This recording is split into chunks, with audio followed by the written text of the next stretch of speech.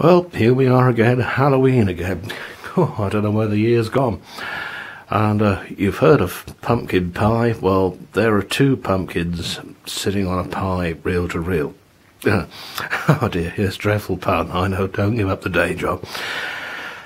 But there's some strange things have been occurring just lately. I was sitting in my drawing room in there the other night and saw a man in a brown suit who looked to be from the late 1800s. Now that, of course, is Mr. Glenister, who used to own this house when it was first built. A strong smell of roses denotes the presence of Mrs. Glenister, Naomi Glenister, his wife. And of course, Millicent, the housekeeper, is still here, and even Cook, would you believe. And so is the family cat, quite often to be seen coming through my front door, which of course wasn't there in their time, rushing along the hallway here before going into that door. Now, that door today is nothing more than my broom cupboard, but when the Glenisters were here, that door was the door to down below, where the servants used to go. Yes, there's more to this old place than we'll ever know.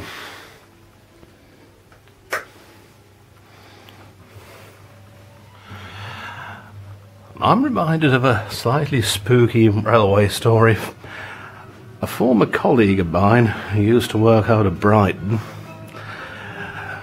as a conductor guard on the old swing door stock reported some very odd goings on his train one night.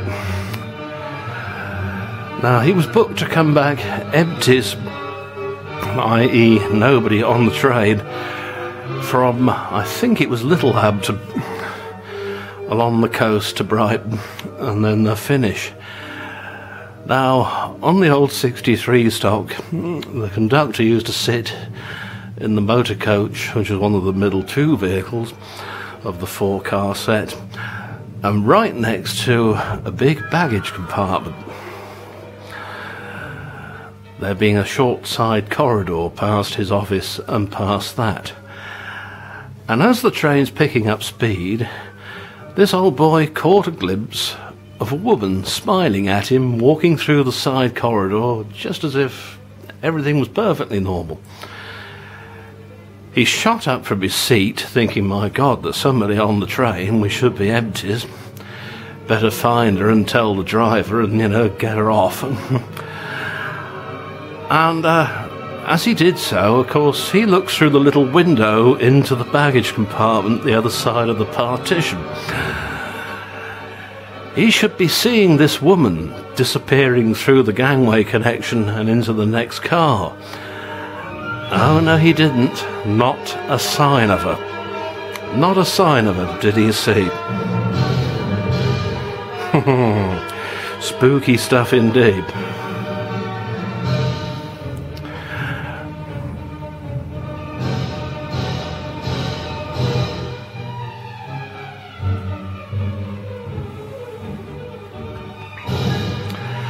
Something very strange happened to my guard and myself up at Orr, which is one stop up the line from where I am now, when we were doing a shunt one night.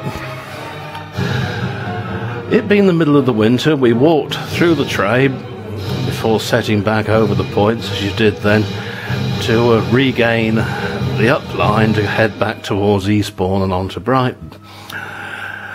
Made sure nobody was on the train. We checked the toilets. There were 4 loos on those old things, nobody in the loos. And it being a cold night, we shut the internal doors to keep the heat in for the next lot of passengers. So I sets back over the points and I'm waiting for the signal to drop back into the platform. And I become aware that the coach is bouncing gently, as if somebody of big build is walking through the train. But I got up, looked through the one-way glass in the partition behind me, expecting to see somebody in the passenger saloon. Not a soul. I passed my guard up, old Bill. We went through the train, and we shut all those doors, hadn't we? And about half of them were open. It turned out, making discreet inquiries later, that the set was made up of various vehicles that were left over from accidents down the years. They got enough survivors to make up a 4-car set, and it always had a bit of a strange feel, that train, let me put it that way. Another very strange thing happened recently on the way to my friend's woodland. About 2 or 3 weeks back this would have been. Now, it's quite a way from here. You have to go first through a little town called Battle. Yes, that Battle where William the Conqueror came and King Harold got one in the eye and so on. And then once out the other side of Battle, you head out on what's called the North Trade Road to a junction called Squirrel Corner, where you take a right and head off towards Netherfield, and it's the Heathfield Road, in fact. Now, Netherfield, there's just 2 pubs, a sawmill, a little village shop and post office, and houses that look as if they ought to be council houses, but they used to belong to the gypsum mines, British gypsum. But the road is rather wiggly at first, just past Squirrel Corner, but eventually it does straighten up, and people don't half hack it down there. They whoosh along like there's no tomorrow. Now, at one point, there's a long straight section with 2 lay-bys on the left, 2 long lay-bys, and it's quite open there. But then the road gets to the brow of a hill and drops sharply down the valley and back up the other side, still straight, but there's no overtaking there because you can't see the traffic coming down the dip the other side for the overhanging trees. As I'm coming up to the brow of this hill, dawdling along about 40, I saw a man on a black mountain bike coming the other way, and he had one of those bright fluorescent green coats on that you often see push bikers wearing so they're visible. There was no mistaking him. And he drew level with me, and I could see he was middle-aged and dark.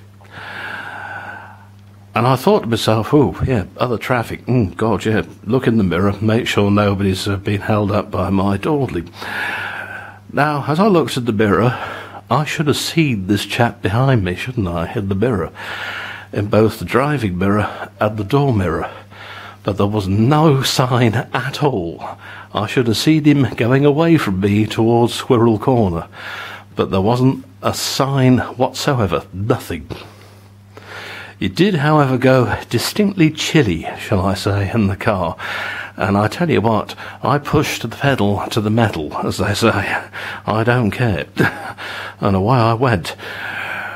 Thinking about it since, I remember another trip I made to the wood, and I got 2 motorists flash their lights at me, and eventually, just near those lay-bys, a policeman flagged me down.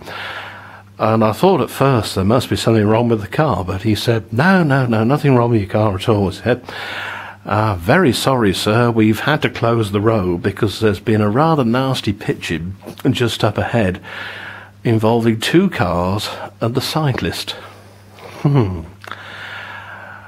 I think my cyclist was the cyclist in that. It's the only explanation I can think of.